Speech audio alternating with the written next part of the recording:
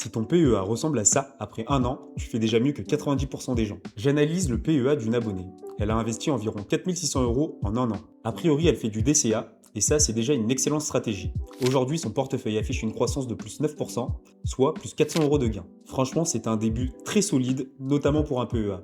On commence avec un ETF S&P 500 BNP Paribas, l'un des plus populaires en France. Elle réalise une croissance de plus 11,6% avec cet ETF. Ici, on peut voir son prix moyen aux alentours de 27 € dans le creux, ce qui est une excellente entrée. C'est un ETF qui permet une exposition aux grosses entreprises US. Les dernières performances sont notamment tirées par les résultats des géants comme Amazon ou Apple. Franchement, rien à dire ici, très bon travail. Ensuite, nous avons l'ETF Eurostock Bank, plus 4,3% de performance. C'est un ETF bancaire européen qui joue un rôle un peu plus défensif dans le portefeuille et qui verse 4 à 5% de dividendes. En plus du fait qu'il verse des dividendes, il réalise une petite croissance, ce qui est très correct. Ensuite, on peut retrouver une très belle ligne avec Total, qui réalise une performance de plus 40%. Elle a clairement profité du contexte énergétique avec la hausse des prix et les tensions géopolitiques. L'abonné m'a fait savoir qu'elle a pris des profits, et ça, c'est une excellente décision. Parce que ce secteur est très dépendant de la géopolitique et donc potentiellement volatile.